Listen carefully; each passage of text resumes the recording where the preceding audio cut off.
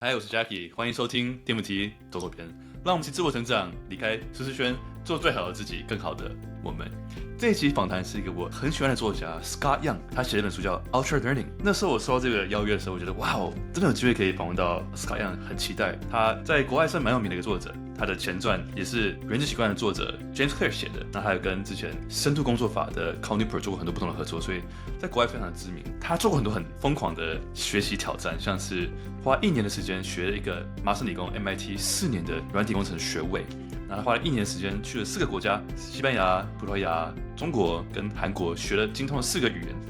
那还花了1个月时间去精通怎么样画画，1个月去学量子力学，还学了他老婆的语言 Macedonian 一个很难的语言。那他在家里跟他老婆这样自在的用他的语言对话，所以他是一个算是一个学习天才，一个很会学习的人。自己我们聊很多，像是怎么样可以让你的学习动能从内而外的产生。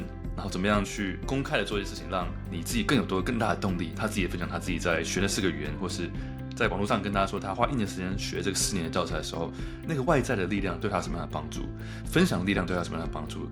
我们会聊到自律，大家知道我自己很喜欢自律，我会问他说，自律跟在学习过程中是什么样的，怎么样去设计自律？他说，其实很多人会高估自律，其实自律不是问题，问题是在你怎么规划你的学习。所以他在书里讲很多，在这个 podcast 里面讲很多，像是怎么把你的学习分解、拆解成更短的目标，让学习这件事情不应该是这么困难或这么的让人恐惧。那我们也聊像是拖延症其实拖延症很多人会以为是完美主义啦或什么其他原因，他说不是。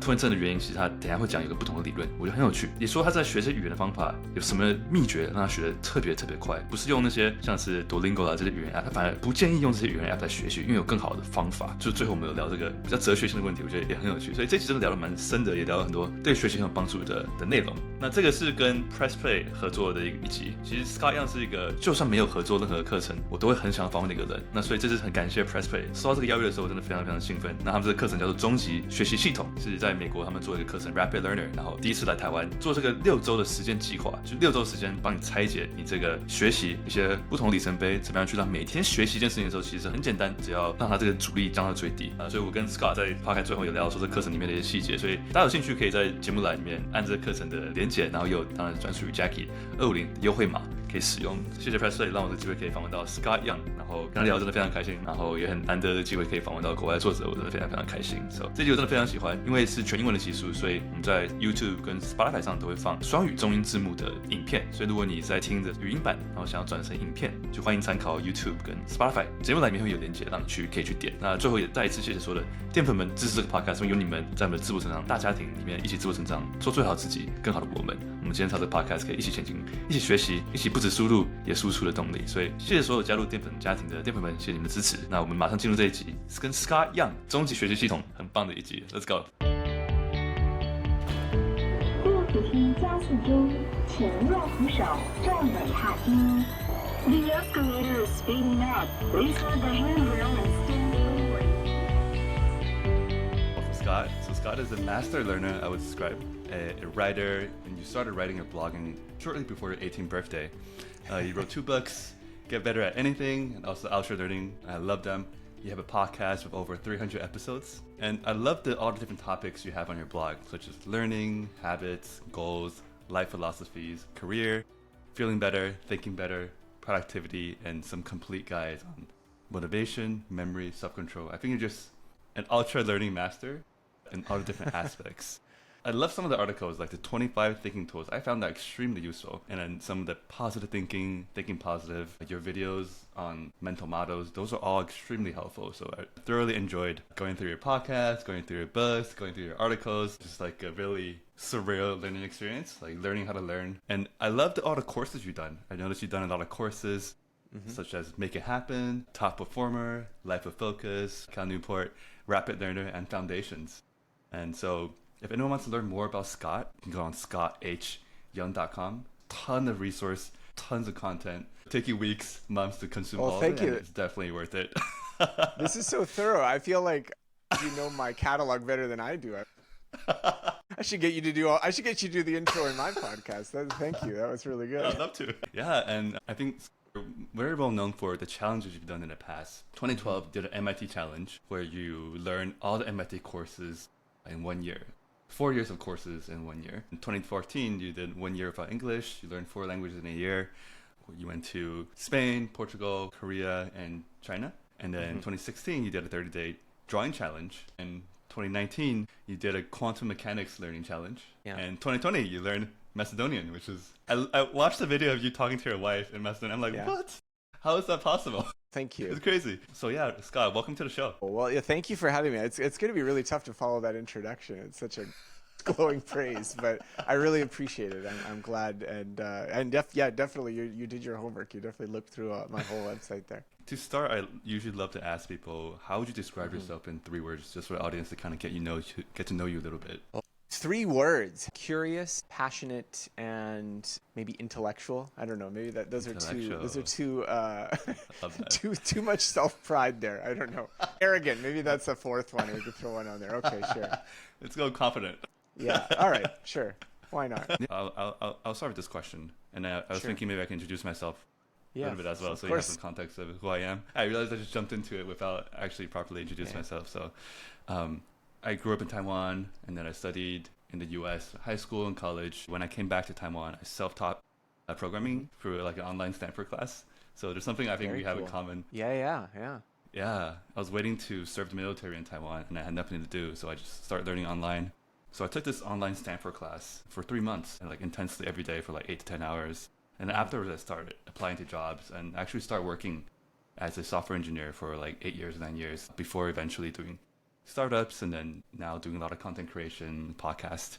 So when I learned the programming, when I took the programming course, I had this goal in mind, like, okay, I want to build apps, right? Because I was around the time it was when the App Store came out, and apps became really popular. So when I was learning, I was building these like sample games as apps, and then kind of like shipping them as I'm learning, and I used that eventually to like land a job. But no, what's different is I feel like when you did your MIT challenge, was it like an autotelic kind of thing where you're doing it for the sake of completing that 1-year program, right? I think there were sort of 2 types of motivations that led me to that project. So one of them was just like wanting to know, kind of like yourself, like wanting to know programming, computer science. This was something that I was always interested in. And so that was sort of in the background of like, I'd like to know how to program things. I'd like to do these. This was something that I kind of did a little bit on the side. Like I did a couple programming classes in my actual undergrad, and I done a little bit in high school. So I wasn't like a complete newbie. But it was one of those things. I talk about it a little bit in the TEDx talk that I gave, but basically I had kind of chosen this fork in the road of studying business. And when I graduated, I was kind of like, oh, I wish I had actually studied this other thing. And so that was sort of one of the motivations.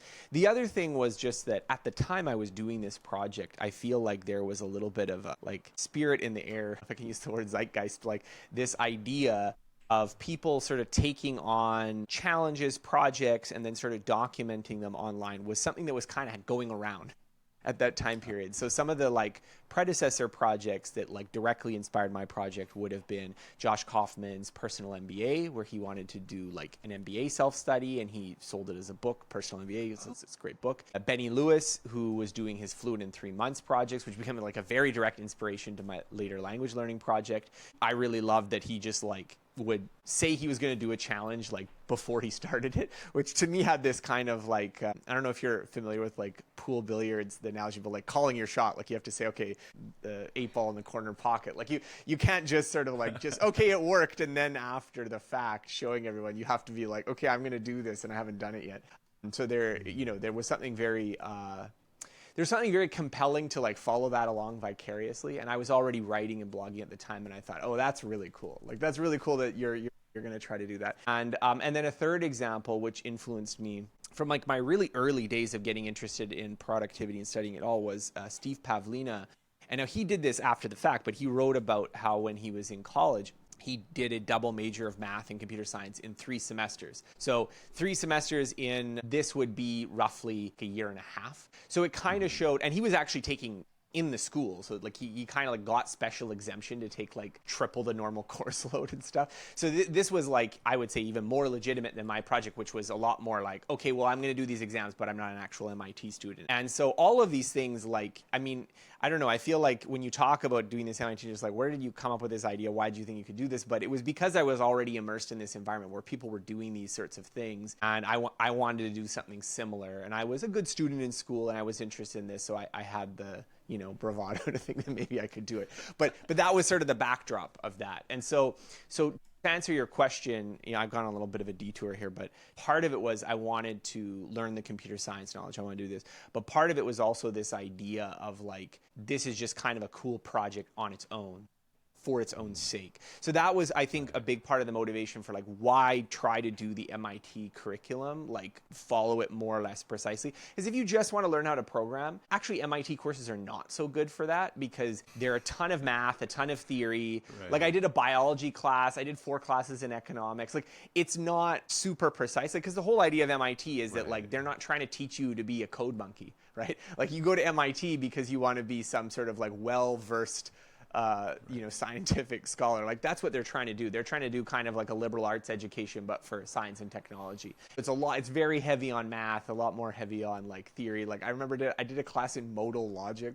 If you need to know programming, you don't need to learn modal logic. Like doing with pencil, the little theorem derivatives of like, don't ask me to do it now, by the way. But I mean, I remember doing that. And so like definitely, I think the idea of like, would it be possible to get something close to an MIT education without actually ever going to MIT was like that idea was a big driver of the project.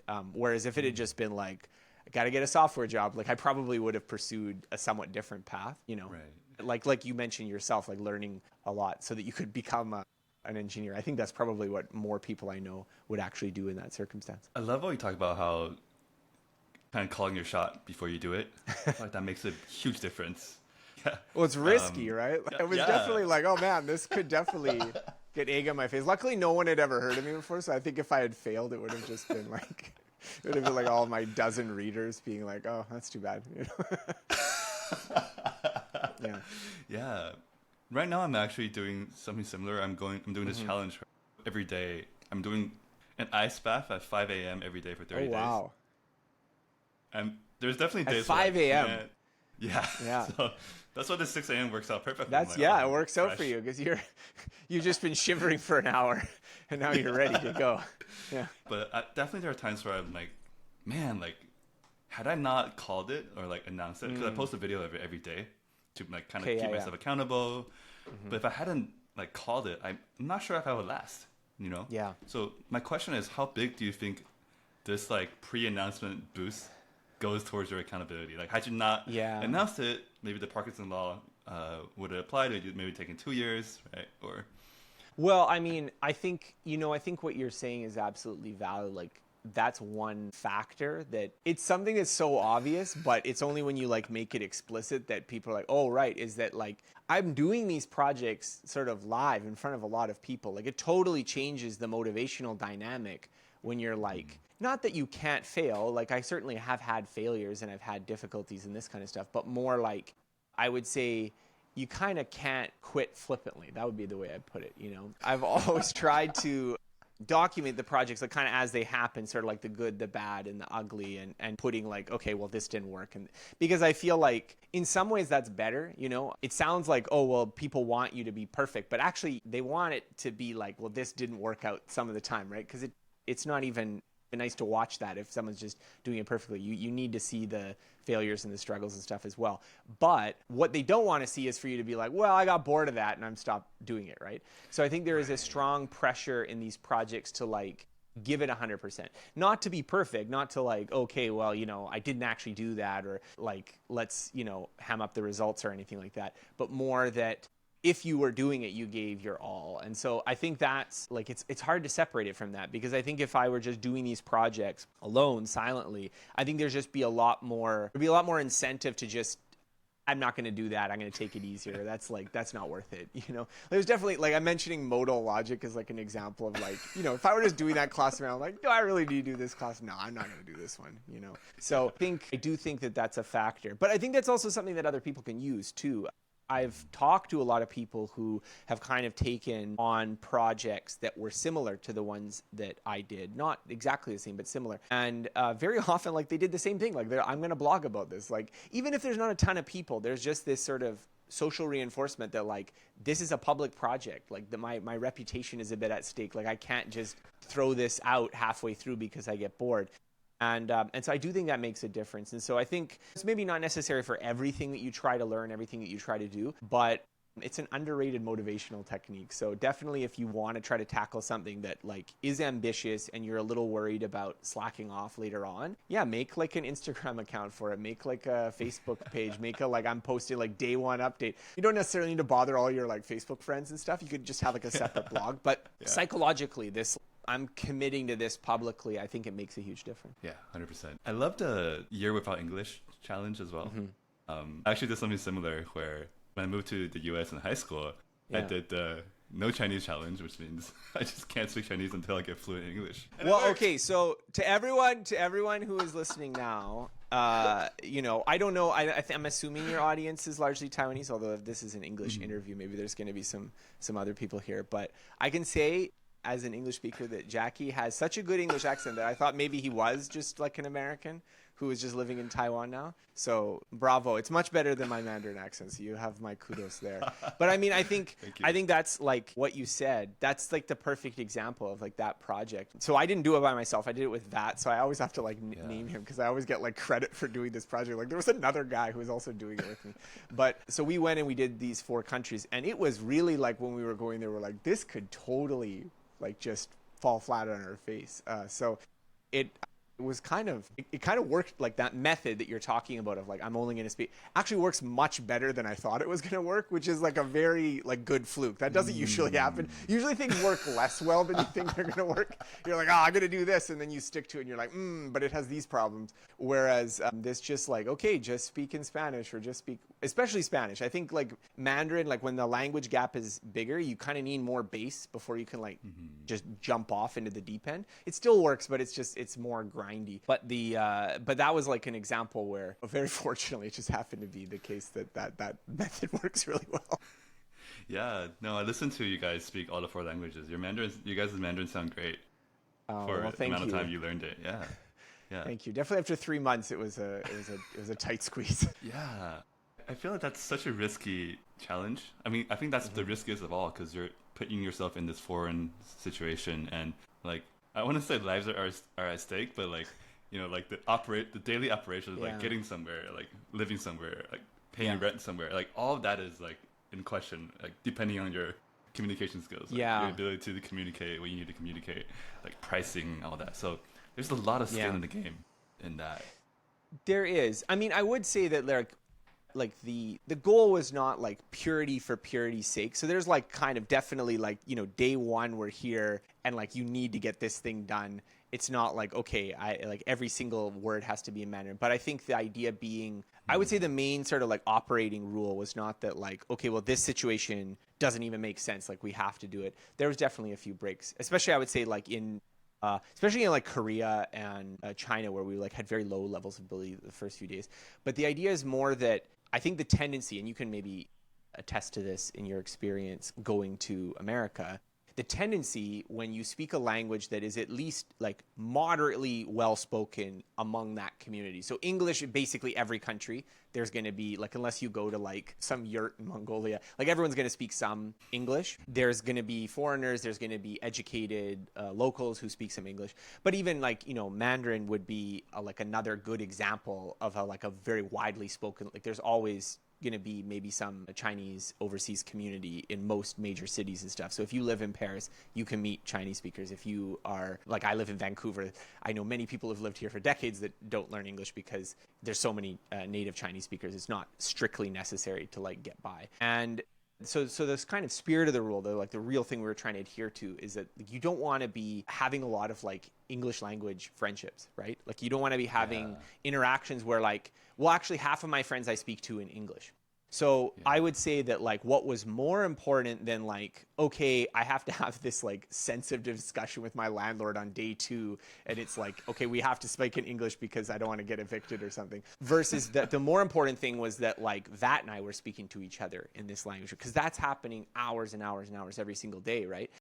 Or, you know, you're meeting someone and they're also a foreigner, but you're speaking in Mandarin.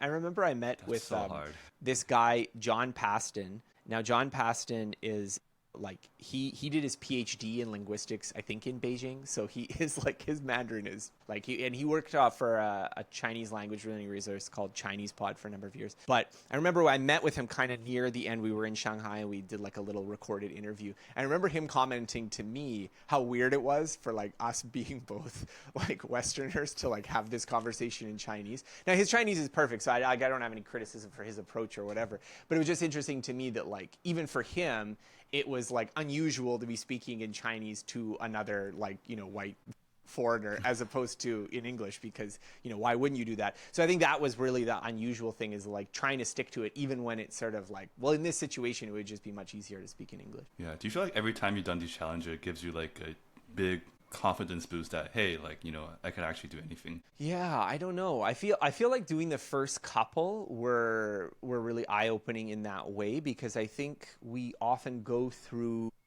the school process where it kind of shapes how you think about learning in general, right? I think for better or for worse. So some of the better parts is that usually like in a school setting, you have some structure, you have some guidance. So I definitely don't want to say that like everyone learns better outside of school. That's definitely not true. But there is also this, I would say, kind of like tacit competition and ranking that's going on as well. And so I feel like the thing people are most sensitive to in the school-based learning situation is how good am I at this relative to other people with similar background experience? Like, where do I fit in the stratification of this skill? And that's what you're very sensitive to. And so it's not so like keyed up against what's my absolute rate of progress? Like, am I actually getting better at this or not, or this kind of thing? It's much more keyed to like, but am I getting better at this compared to this other person who is like, and this ranking is very much what we do in school. So I think the shift to doing these kind of, like really like when I was doing the MIT challenge, when I was doing the Year Without English, it was not like I had like 20 other people doing the same thing and I'm like being scored based on how I'm doing compared to those 20 other people, right? It was very much like I'm the only one doing this. And so I think it's I don't know, it's just kind of hard to describe maybe if you haven't tried something like this yourself, but it has a very different feel to it as a project. So in some cases it's more difficult because you don't have the same support, you don't have you have to make decisions about what to do in certain scenarios. But in other cases, it's kind of freeing because you don't have this constant, like, maybe chirping that, like, you're not good enough or whatever because two people are better than you in this group and, you're not the top of your class or what have you. So I think that's that, like, somewhat removing yourself from the comparison. It can be this kind of source of confidence or source of, like, this freeing sense that you can kind of go wherever you want to go. I don't know if you've had this similar experience. But Yeah, 100%. I really like what you said in your book, Ultra Learning. I want to ask you about like the deeper motivation of all these challenges in learning, but I want to quote you first. I think in your book, Ultra Learning, you describe Ultra Learning as a strategy for acquiring skills and knowledge that is both self-directed and intense. And you also mentioned that, I think this quote I really resonate with, is like your deepest moments of happiness don't come from doing easy things. They come from realizing your potential and overcoming your own limiting beliefs about yourself. Mm-hmm. So it almost makes me wonder if you're, when you're doing these challenges, you're kind of building a character and kind of like your self-image of yourself. Like, hey, like I'm, I can learn anything, and I derive a lot of happiness from going through these challenges and accomplishing them and seeing myself grow and learn, and then becoming this ultra learner. Do you think that's like a big part of it? Is that intrinsic happiness comes from this deep learning experience? I feel like there is this weird paradox of human nature where you want to do the easy thing, but the easy thing actually kind of gives you this sort of bored, restless, like mildly depressed sort of feeling. And the thing that's hard, the thing that's like requires a lot of you, if you can match it to your abilities, so it's not too like this is not impossible and frustrating, that's sort of what leads to this kind of more peak experience. And so I found that like it's doing these projects they put a lot of demands on you, that they're not effortless. They require you to find something in yourself that you're not sure is there. Like those, some of the peak experiences. So it's funny talking about these projects sometimes with other people because I think, I give the impression maybe sometimes that I'm some kind of masochist that like, I just, I'm just going to study all the time. And then people think about themselves studying and they're like, wow, that sounds really awful or this kind of thing. But it wasn't at all. I feel like I enjoyed almost all of both of those big year-long challenges. There were some difficulties. I think when we were doing the language learning one, definitely when we got to Korea, it was like, okay, 4 in a row was like too many. Like, we were like both pretty tired by Korea. I felt like I'd like spent myself in China learning Chinese. But it was, at least for the first 3, it was very, very much like, okay, this is fun, this is good. And so, and even now I have like fond memories of Korea, even though I remember being a little bit burnt out by it. But I think from the outside perspective, it just seems like this would just be this like awful grind, like from day one. And so the fact that it's not that, I think just, yeah, I don't know what to attribute it to. I think it's partly this sort of idea about like the kind of optimal difficulty, but I think a lot of it is also this idea of autonomy. There's this big psychological theory called self-determination theory, and it argues about like the origins of intrinsic motivation. And so the authors of this kind of theory, Ryan and Deci, they make the case that there's sort of 3 things that are important for intrinsic motivation. One would be competence, so you have to feel like you can do something. One would be autonomy, so it means that you have like volitional control of what you're doing. Like no one's making you do it. You feel like you're doing it on your own. And then the third would be relatedness, meaning that this has some sort of connection to other people, some sort of social significance. And so I think it's not a coincidence that like those 3 things were all high in these projects. And so I think that's what led to the high intrinsic motivation. And you can compare that in some ways to why students often struggle with motivation when studying, is that sometimes the weak leg is competence, so they're doing something they don't feel good at. And this goes back to what we were talking about this like sort of implicit ranking, right? Like it's hard to feel good about yourself if you're in the bottom half, and by definition, half the people have to be in the bottom half, right? In any ranking system, right? So in some ways, school is sort of a way of motivating people, and certainly it motivates people. Like more people go through a regular degree program than doing what I'm doing and this kind of stuff. So it has that advantage, but it has this disadvantage that because of the stress on relative performance, there's just a lot of people who will be in fact demotivated by the school experience because they're just not going to be at the top half of a ranking because half the people have to be at the bottom half, right? And so I think that's one element, that you don't necessarily get to choose this project in such a way as that you get this feeling of competence. You don't have autonomy. Often in like a school system, you don't get to make as many choices for yourself. You're being told what to do. Again, some structure is beneficial. I never recommend people just like do whatever you want. Like it's always like you got to kind of figure out what they're teaching and how to create a curriculum and this kind of thing. But the sort of calling your own shot aspect that we were talking about earlier, I think is very important for the intrinsic motivation here. And then finally, the relatedness, that goes back to what we were talking about with like doing it publicly, doing it on a blog, like doing something where it has some social significance. And it could be in various ways. It doesn't necessarily mean you have to do it as a like sort of a publicity stunt. It could be just, okay, well, I'm doing this to get a job, or I'm doing this to support my family, or what have you. But that grounds it in some kind of like that social meaning of whatever you're doing.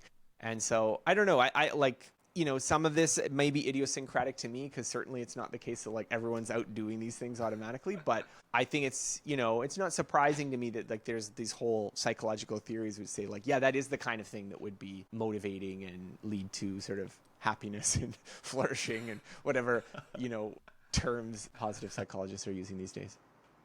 Yeah, I guess I'm trying to draw a connection of your learning experience towards like your happiness experience, right? And then we talk about the competence, autonomy, relatedness. I'm also curious that, is there an element of fun? Like I feel like if you make learning fun, it's probably a lot more sustainable, right? Especially over a year long, like you're learning languages, but you're also being exposed to all these new cultures and all these like different experiences that makes it like itself a fulfilling experience, right? So I guess maybe in the MIT experience or other experiences, how do you make, or just, for example, doing the foundation challenge as well for 12 months, how do you make learning fun? Yeah.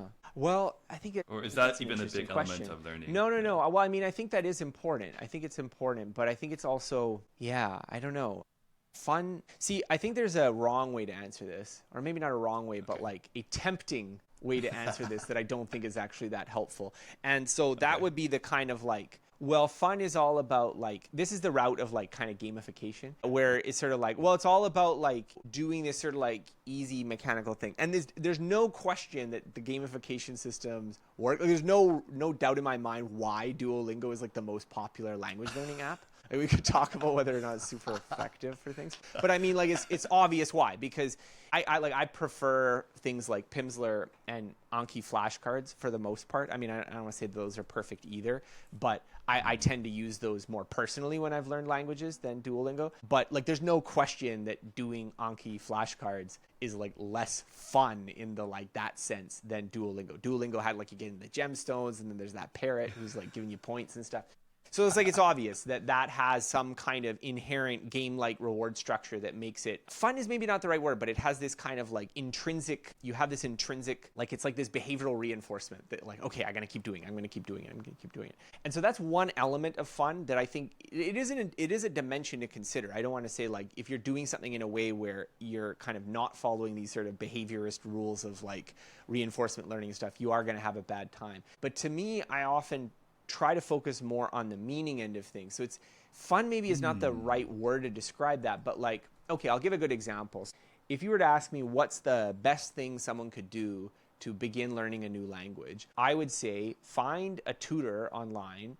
And there's lots of services that do this, and you know, you could find like a language partner if you don't want to pay, like you're doing 50-50 one language for another, and this kind of thing. And just try to speak to them, you know, try to have simple conversations in that person's language, and like use, you know, Google Translate or AI if you have to like fill in some gaps in vocabulary and like, how do I say this and this kind of thing. In some ways, that's much less fun than Duolingo because it's kind of stressful. It's hard. There's no like gemstones and talking parrot, and you know, you're just dealing with another person who may be judging your accent. And so there's a reason why people do more of the Duolingo than this thing. But the thing is that when you make those breakthroughs, when you have conversations with another person, it feels like it matters, right?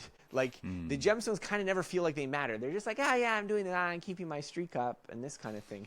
But like when you have a conversation with someone and you connect with them on a personal level, you know, I don't like obviously if you can travel abroad and live abroad and this kind of thing, like it's wonderful. So I highly encourage it. But I'm realistic, like not everyone's going to have that opportunity. Certainly I have 2 small kids at home. I don't have that opportunity now, even though I've had it in the past. But I would say, you know, you're never going to get from an app or from this kind of thing that feeling of like having a conversation with someone who, let's say, doesn't speak the language that you speak and forming a bond with them or understanding their world. You wouldn't have been able to do that. Like, so I think that's sort of when we're talking about like, you know, and so like that's the language learning example. But if I'm thinking about like programming, for instance, or the MIT challenge, like making something where it's like, I would not have been able to make this. So I'm sure when you made your first app, there was something like very emotionally resonant about that. I don't know whether the fun is the right word, but it's like, I did that, you know, I did that, and I couldn't have done that before. And so I think that's, again, so I think it's hard to like, fun is an important word, and I think it does feature into these things. So if you're doing something in a way where it feels like grinding and drudgery, it's maybe not going in that direction. But there's like kind of another, you know, you've got like the fun dimension here, and then you got another dimension here, which is sort of like whether something feels like significant and meaningful and important. And that to me is what's often lacking from a lot of learning experiences. And it's not the lack of fun, but it's the like, why do I even have to learn this? Why does this matter? Oh, I've got to pass this exam, but why? So I can get a job sometime in the future, or because my parents won't get mad at me. Like there's all these kinds of, it's just low on that dimension. And so trying to find ways to bring that home viscerally, I think, you know, it makes a big difference. But the way that manifests is often like very different from, you know, gemstones and a talking parrot. Yeah, I did remember you making fun of Duolingo a little bit in your book. A little bit, yeah, a little bit. But I got to hate on a little bit, yeah. Yeah, I definitely agree. And especially in like, I feel like the learning, a lot of the ranking system, it's really a zero-sum game, right? Because like you said, by definition, there's going to be bottom-top dynamic. Yeah, and when you're learning these things, whether it's the MIT challenge or the different languages, what does that learning curve look like? Is it like starts off 9 out of 10 difficulty, and it gets easier as you kind of ramp up to it? When do you start getting into that flow state of like, okay, like I got the fundamentals down conversationally, now I'm just learning. It's all happy and good. Yeah, I don't know. It's funny. So yeah, with it, well, I mean, I think every subject is different. With like learning, when I was doing like the MIT challenge, for instance, I would say, yeah, that one was an interesting one because the way they pace out the curriculum is like, ideally at least, you kind of are at the level where you're supposed to be learning it. So if it were like perfectly designed, it would be a flat difficulty curve. So it's not getting any harder or easier. Like it's always at the right level. That's not what happens in practice. And I would say that my experience doing the MIT challenge was is that it was harder in the beginning and it got easier. But I think that's more a factor of like weird stuff specific to MIT. Like most students who go to MIT, for instance, these are the best students in the world, right? So they already knew AP calculus and all this stuff. So when they're going to the calculus class, they just rip through it because these are already like, they're already really good at it, you know?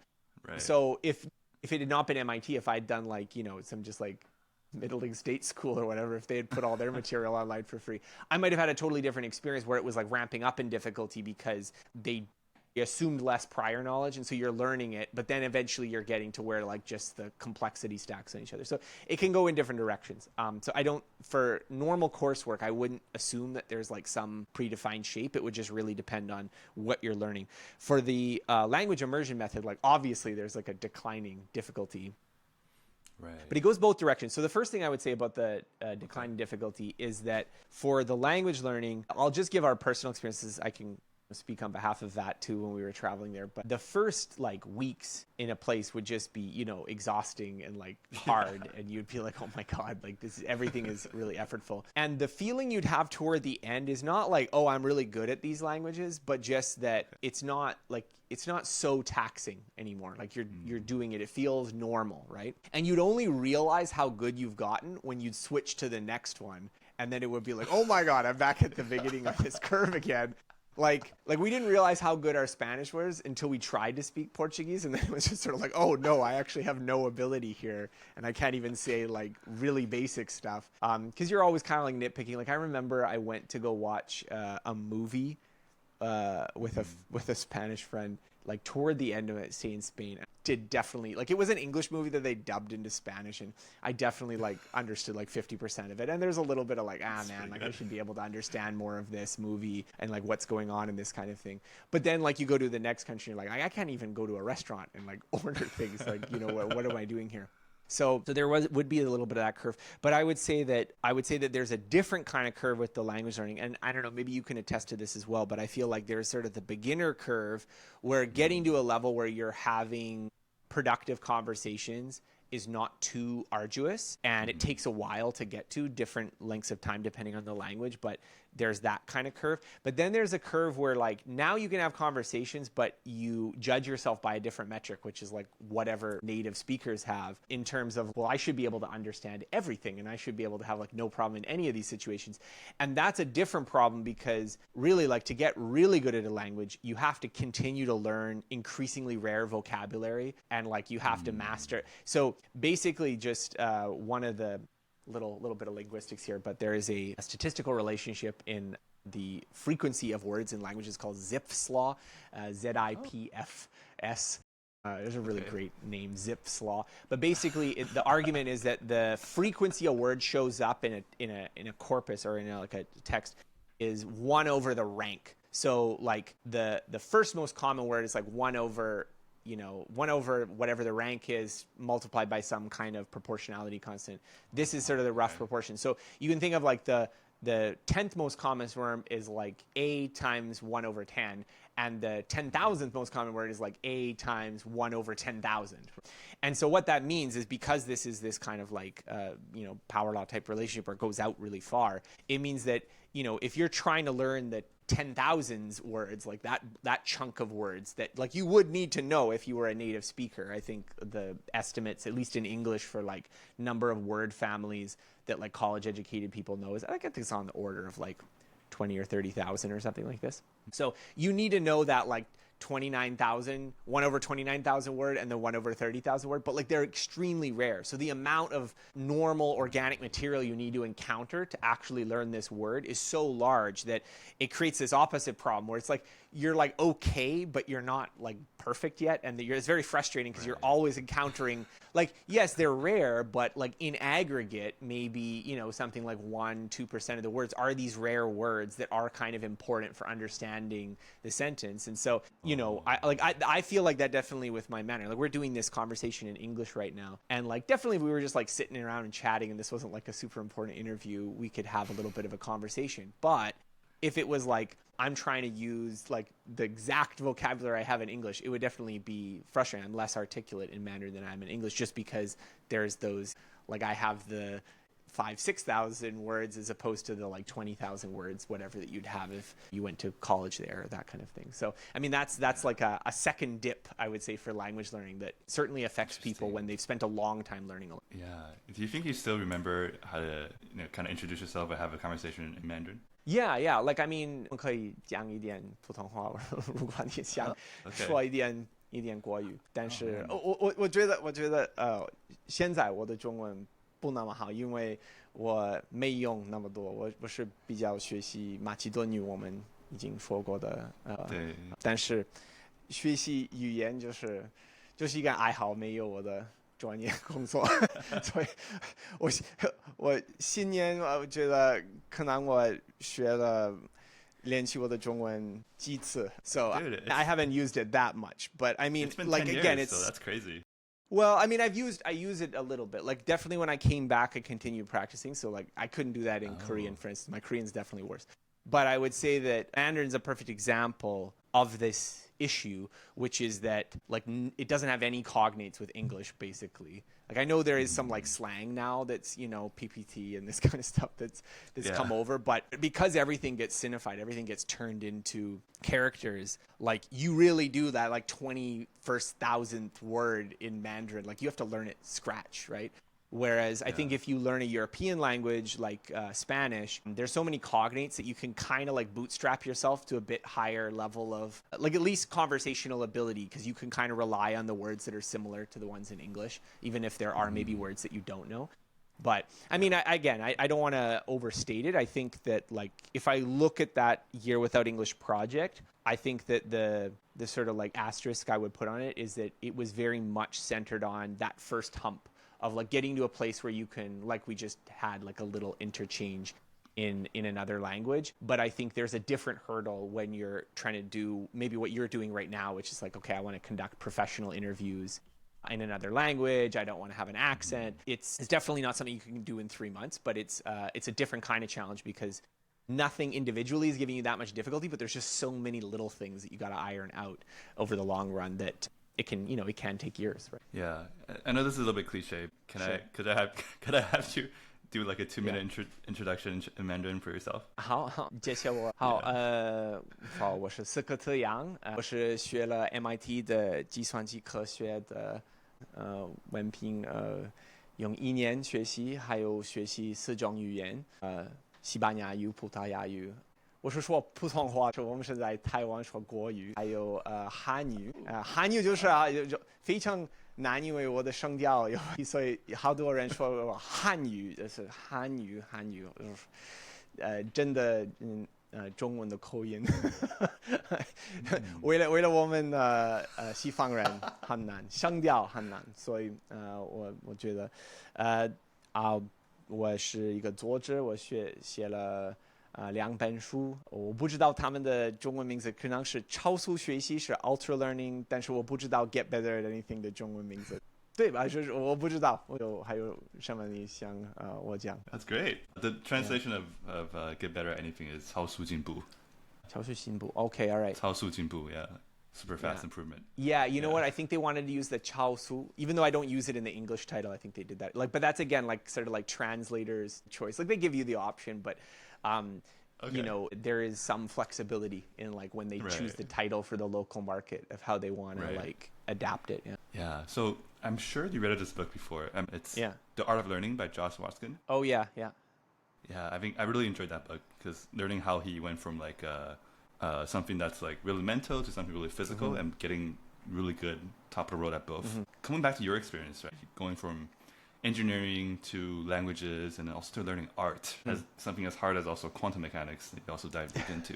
My question is, what are these, from my experience at least, when I learned programming, I worked as a software engineer for like 8 years, and I also learned painting, then photography. So I did try to dabble in like art. And what interesting I found was there are a lot of similarities where you can take from the technical brain, or they say left side, right side of the brain, that actually is interchangeable, right? You can use really technical ways to look at painting. You can use very artistic ways to look at engineering, right? So from you, when you learn these different disciplines or different life habits, what are some of these commonalities or patterns you observe that is kind of universal or evergreen, whatever you want to learn? Well, One thing I will say, and maybe this goes counter to trend here, but I think we tend to view like engineering is technical and like art is creative. Like that's a common kind of dichotomy. And I think it's actually not true. Not true at like a psychological level. Because it has this sort of stereotype, but like art, especially if you're doing kind of like representational art, like if you're doing a portrait, like you want it to look like the person, right? It's actually highly technical, right? Like it's very, and if you talk to painters, for instance, like they know all these like extremely minute chemical properties of different paints. So they'll be like, oh yeah, but like this color has a certain type of like pigment size, and so it's going to disperse like this. And like I was working on, well, I mean, you'll appreciate this. I think watercolor painting is certainly like the native art form in East Asia, but like it's much more difficult in some ways than oil painting, because like you're dealing with this like very chaotic kind of medium, and I've like learned and struggled with it quite a bit, but like there's so much like chemistry and physics of like, about like surface tension and this kind of stuff that you kind of have to know, whether you know it like in, physics terms, but like implicitly, in order to be able to do what you want, to have some control over it, you have to understand like what's going to happen in this. And so in that sense, it's basically exactly the same as engineering. It's a different domain, but it's the exact same kind of mindset. On the other hand, like creative stuff, and I feel, to me, creative stuff is more like there's no method for it. Like you just have to feel it, right? Like it's more like, I'll give an example, like drawing accurate proportions. So like if, you were taking like a screenshot of my face and then just looking at it, like make the face in the right place, that's a technical task, because it's about like, how do I, ensure that where I'm drawing things are exactly where they are in the actual thing. And you can do a bit by feel, but certainly there's methods that good artists use, like sight sizing and triangulation and stuff, that will make you more accurate at that. And that was what I did in that portrait drawing challenge. But like there's also the artistic problem would be kind of like, well, what is a good portrait? Like, there's a sort of inevitable like the way the person's facial expression, what the thing represents, that kind of stuff. It's hard to break it down to rules. But I would say that the same thing applies to engineering subjects. So like there's a kind of ineffable thing that makes something good code versus bad code. Like it's like clean, it makes sense, it's crisp. Whereas you can read code where you're like, man, there's a lot of like special cases here, and you're doing something real kludgy, and it's like, it would be really nice if it just worked in like one little thing, but you've got like all these little, it's Rube Goldberg type device that's actually getting the thing done inside. That's like inelegant, right? And so taste, I guess you could say, is like, it's super important, but to me it's a different psychological construct. And so I don't know, I think most of the projects I've done publicly have been much more technical skills.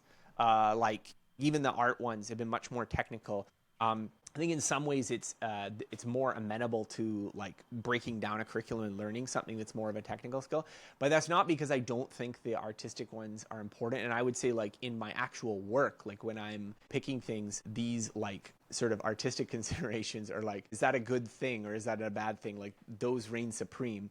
But they're just, short of just like having a lot of good examples and trying a lot of stuff and like feeling it out, I don't know another way of like acquiring taste in a domain. But I mean, I think that would be what I would say to someone who's like considering those things, is that in any field of endeavor, there's going to be the technical skills, and then there's going to be this sort of like ineffable ability to like sense quality work that you just need to have a lot of experience with. I love what you mentioned about simplicity and also taste. I think these are really core concepts. I'm seeing people saying like how in the world of AI, what is irreplaceable nowadays is not like technical skills or whatever creation. So it's taste, right? Like taste is like that. When you have that taste, you know what's good quality. That is something that's hard to replicate. And I love how you talk about simplicity, because I feel like when you learn stuff, and you talk about this in the course that we're talking about, the Feynman technique, right? Able to explain things in simple terms is kind of do you actually have deep understanding and mastery over the subject, is when you can explain something in simple terms and to a 5-year-old. Yeah. And as you're learning something, that's also a very important thing, right? Like simplifying things down to the kind of core essence and starting from the first principles and then rebuilding your knowledge up from there. Yeah, so I don't know if that's a question or not, but I guess I just wanted to echo. No, I mean, as a jumping off point for discussion, I completely agree. So I've been writing about learning for like a really long time on my blog. So the first stuff that I wrote about it's not so present in my like more later writing, but was this idea I had kind of come up with. I had this idea of holistic learning, which was basically like, to me, when I was in university, the main difference between effective students and ineffective students was that ineffective students kind of tried to like brute force the learning approach. Like they would just try like, I'm going to memorize things. And people who were better students, like you understand it. And my thinking at the time was that what that understanding was based off of was essentially connections. Like you have more connections between ideas. Like you have a kind of denser net of how you understand these things. I still think that that's true, and I think that there is some truth to that. What we were just talking about, if you're able to like fluently generate analogies for what this thing is that you're looking at, it kind of is proof that you have this sort of abstract idea in your head of what it means and what it's like. And when you can kind of only do it, or you can only do it haltingly, or that's because the picture isn't there in your head. Now, I tend not to teach this kind of approach to learning as much these days, just because I found that it was one of those things that like some students just got it and they could just run with it and apply it, and then for others it did not matter how many times I tried to explain how to do this, they could like not grasp it. And I think part of the difficulty is that it tends to be one of these skills that it's very difficult to bootstrap. Like you need to have a certain amount of understanding before you can start this sort of flywheel of like self-explanation and understanding. And so memorization, kind of counter to my original thinking, is often an initial building block. Like you need some sort of beachhead into a subject, and that's often just brute force. You just memorize some things so that you have some building blocks so you can like kind of explore into the jungle. But I think when you are approaching something where you are already ashore, you already have some building blocks, this kind of playing with the ideas, flexibly representing them, self-explanations, analogies, metaphor, it's the people that tend to do this naturally, that just kind of like, okay, what's another way of thinking about, what's a way of visualizing this, what's a way of representing this? When you represent something in like 15 different ways, I think it helps you crystallize this sort of abstract picture that like you can't even put into words, but you just get it, you get the idea. And so I think that's a very important part of especially deep subjects. Like if you're learning something like physics, like math, programming, biology, if you have really flexibly represented these sort of deep ideas, it's very easy for you to deal with novel problems because you can kind of just see so many different perspectives. It's a little bit like when you're memorizing something, you have like a 2D picture in your head, like from one vantage point. And then it's sort of like, what would this look like from behind? But you can't generate it because you only have that flat version. Whereas if you have like the full 3D model in your head, you can just rotate it and be like, oh, it looks like this, That's a great analogy. It's an analogy, right? It's another analogy. It's probably not actually like that. But I think, to me, I think my evolution and my advice giving for learning has been basically like understanding all the theoretical difficulty of like, how do you get someone to that point where they're able to like, okay, I don't understand this at all, versus like, now I'm at like the Richard Feynman level of intuitive understanding. What's the course from going to A to B? So I feel like I understand that better, but definitely my early days were very much focused on what I think is like probably a more latter half of that, which is this exploration and flexibly representing ideas and thinking them through and stuff. Amazing. Yeah, I want to ask you about the most recent challenge you finished. Sure. The 12-month challenge, foundation challenge. Yeah. I thought that was super cool and very different than your previous challenge. So this one is more integrated into your actual personal life and with your wife involved as well, right? Yeah. And I watched these videos you and your wife talking about. Oh, thank you. Updates. Yeah. I thought it was super cool. You and about 15 other people watched them, so I appreciate that, Jacky. That's amazing. Yeah. I love how you guys recap the progress and how things are keeping up. Yeah. And I think I feel like that's, out of all the challenges you've done, this one feels the most like kind of close to home. Yeah. Literally down to earth, maybe. Yeah. Yeah, down to earth. Yeah, something that anyone can kind of relate to and talk to you about. Just to help quickly recap for the audience, like you did 12 months of every month. There's a new topic that you dive deep into learning, reading about, and actually try to improve. It was fitness, productivity, money, food, reading, outreach, sleep, reflection, connection, focus, organization, and service. After you finish all these 12, there's actually objective changes, such as like you ran a marathon, you do 50 push-ups instead of 20, a lot more pull-ups, improve your running speed. Yeah. Well, those are just fitness, but I did some other ones too. Yeah. Share calendar, had a savings account for education for the kids. Lost 13 pounds. You read 102 books. And you slept 25 minutes more every day. We could go through the whole list. Maybe put a link to the essay where I summarize it. But I think, just to like give people some grounding, because I feel like it sounds weird out of context. But like the idea of this project was like this is before I started blogging. Like when I was a teenager, I had come across Steve Pavlina's work, and he had this 30-day trial concept, which was like the idea was you pick some habit or something you want to try out. You try it out for 30 days straight. And like the idea was after 30 days, it's a habit. I don't think that's actually true. A little caveat. It's like takes longer than that to make a habit. There's interesting research on that. We can get into that later. But the idea of focusing on something for a month, sort of dedicating yourself, okay, like this is my focus for the month. Working on it was really compelling for me. And so sort of after I wrote my last book, my team and I were kind of like thinking, like, because this has been a tool that I'd been using for years. I'd blogged about it quite a bit in my very early days of blogging. And we were even thinking about like, okay, well, we should make maybe some kind of course or book or article series explaining this idea of a sort of personal development concept.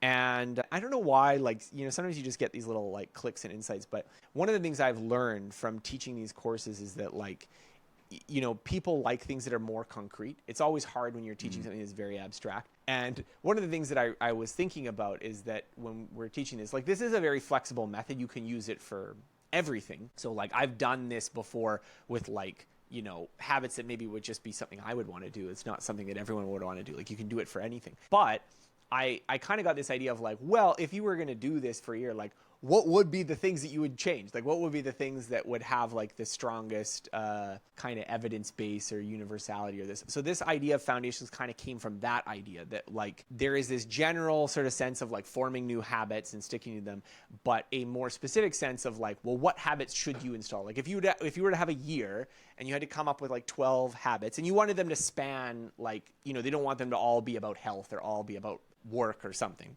You know, you want it to be broad ranging. What 12 habits should you pick? Now, I'm not saying that I've picked like the correct 12 habits there, but part of the project was doing a lot of research to figure out like what those things should be. Like what should be these sort of pillars that support your life. And so that was the project. But like, as you mentioned, it's very different because, you know, when I did the MIT challenge, when I did the year without English, they were in some ways kind of like purposefully extreme projects like that I didn't expect other people to do because, you know, that makes them more entertaining and like, you know, it's more fun to talk about them than like I did 20 minutes of Duolingo every day, guys. You want to see my account? Like, you know, that was the motivation. Whereas this project was very much like I did want to create a template that like in theory you could follow. And not everyone's going to want to do all 12 or want to do it exactly the way that I did it. But I think, you know, that very much was the goal. And yeah, so it was a fun project. So I wrapped that up for myself personally. I wrapped it up in it would have been end of June, but we kind of had a little bit of a publishing delay. So it just recently on the blog, I've been kind of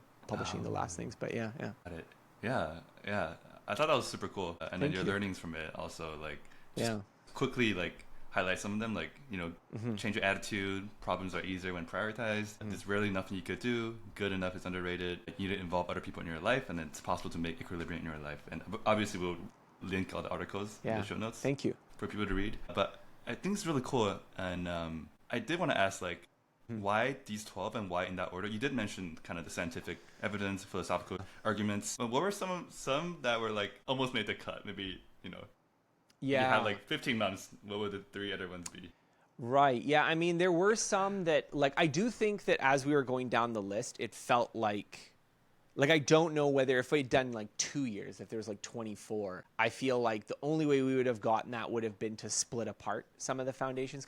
Like there are a bit umbrella categories. That was one of the things I realized going into it, you know, is that like you can take fitness, for instance, as this kind of like, it's at one category. And so like exercising would be the habit that sustains it. But if you go into the research on fitness, there's like completely different health benefits from doing like strength training versus cardiovascular training. So if we're being technical, you could split it into like there's 1 month about strength training and 1 month about like, you know, jogging or something like that. Now I didn't do it that way, but I think part of it is that, you know, if I had done it longer, I would have had to refactor some of them. Like I already had decided to do 2 about relationships. One, which was going to be on the like being more extroverted and meeting more people and like having a wider social network. And then another one about like having better close relationships. But I mean, you could split apart the close relationship one into like, well, you could have a section about like being better, like at resolving conflicts, right? Like that's a central part of relationships. Like why they often break down is because you don't handle disagreements or don't handle like where you have to, like there's some friction. But you could also have another one where like the positive end of things, like making sure you're doing like fun things together. So this person actually wants to be around you. Like you could kind of split it apart that way. I didn't, but you could. So I think it would be hard to say just like these 12 and then just add on things, because I would have to increasingly pick things that like weren't covered in that 12 category. But I would say, you know, if you ask me, like, given the framework of the 12 that I picked, which ones like which were kind of not covered at all, which we could have had as separate months. I think things like that I considered but didn't put in would have been things like creative self-expression, could have put things, this is one that I thought would be harder to operationalize, but I feel like you need sources of like new experiences in your life. So maybe adventure is maybe not the right word there, but like basically like things that get you out of your habitual zone of comfort and things like that as well. So those are some that are like kind of ideas that I think are important that we just didn't include at all. But yeah, if you were asking me like if we had to have like 16 or 20, 48, I probably would have like split apart somewhere. Like I'm actually lumping together several distinct things. So like self-reflection was one of the months, reflection. And we focused on journaling, or that's what I focused on. But like you also have things like mindfulness meditation. There's a whole like branches of like various therapies that have like some effects. So they would be presumably helpful even if you don't have some kind of like specific mental health issues at the moment, but like just helping you improve your thinking and stuff.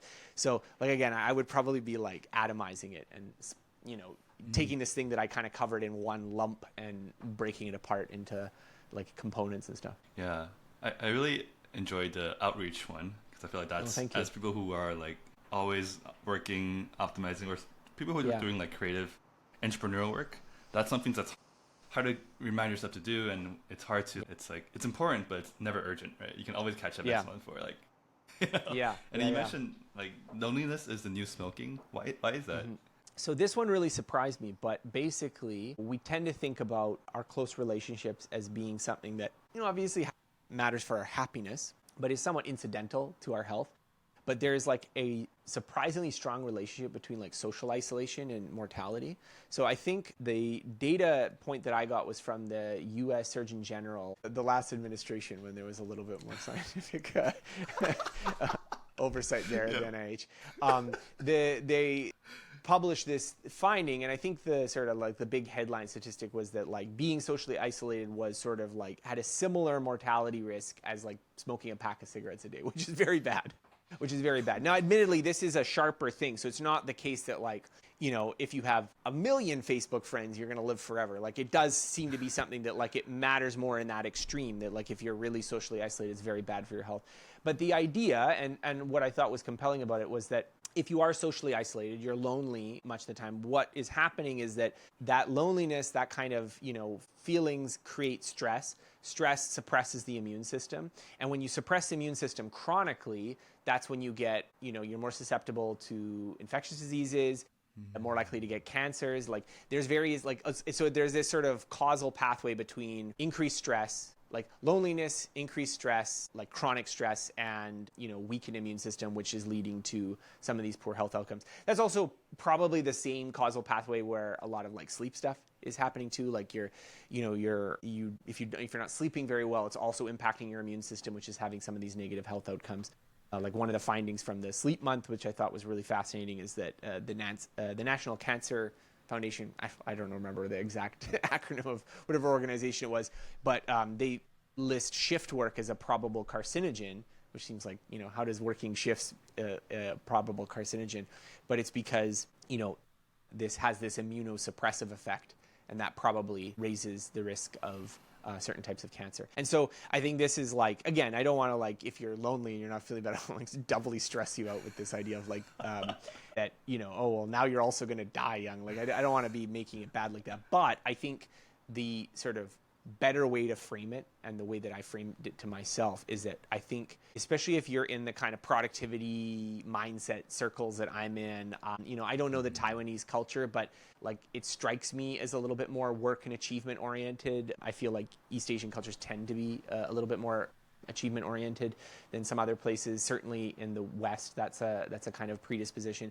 There is this sort of sense that like socializing, community involvement, these sort of like relationship connections, these are a little bit like frivolous, or like they're kind of like they're what you do when you're being lazy and you're not like really working. I know that's that's too harsh to say it that way, but like this is an internalized thing that like, oh, I'm gonna go for drinks with my friends in the evening is like, as opposed to what, like studying or reading this book or working hard, or like that's what the lazy person does. And then I'm like, I have this productive work ethic, and I'm gonna like, skip out on that socializing and like wake up at 5 in the morning to have my ice bath. No, I'm just joking. But I think just to me, the takeaway from all of this research was that like we should be including at least, maybe not like every single day you're like partying with your friends, but we should be including cultivating social networks, cultivating friendships, maintaining relationships, maintaining your connectedness in the same category as we do with regular exercise, with all these other kind of like life-sustaining things that like, like certainly if someone were saying like, oh yeah, well, I'm just too busy, I'm just never exercising. Like you'd say, okay, well, yeah, maybe you are too busy, but it's probably like not good for you in the long run to do that. So I think it's the same kind of idea that like, yeah, there's going to be some moments in your life where maybe you have to like buckle down and you can't like hang out with people, but the quality of your connections just has these pervasive impacts on certainly your well-being, certainly your financial success, but interestingly enough, also your health. Yeah. Sorry, yeah, I'm making fun of you, Jackie. I don't even know you. No, please. I love it. It's extremely relevant because when I do this thing, it feels like once you, like the 30-day thing is very valid. Yeah. Like once you fix it on one thing, everything kind of around that kind of changes to make that thing happen, and then it's just this.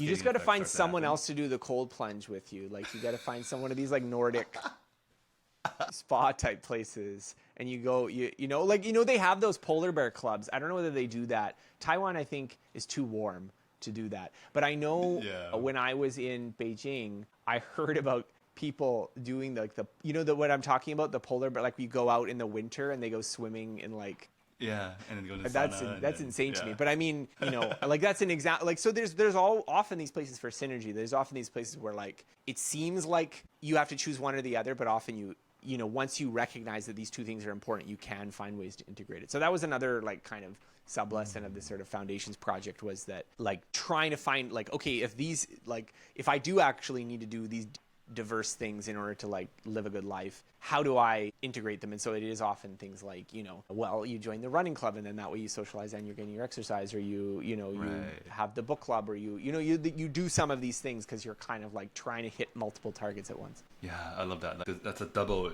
value activity. Yeah. I think you mentioned that too. I really like also the focus one, like the daily highlight, focusing on one thing. I think that's really important. It's really hard to do. Well, the daily highlight, I'll just clarify, because not to contradict too much, but the daily highlight, the idea was not so much that like you do this to the exclusion of everything else. This was the real thing that I was having a real hard time trying to communicate, because I kind of had this concept in my head and it was a little muddled. And I remember I was like trying to figure out like, well, where's the technique? And then somehow I got tapped onto this Make Time book, and I was like, they expressed it really well. But it's basically like life always presents you with a million things you have to do, but you still need to focus. And focus is like this making a choice to be like, this thing is going to get the emphasis. And I think that's an underrated skill a little bit, to be like, we were talking about this 30-day trial doing the ice bath thing.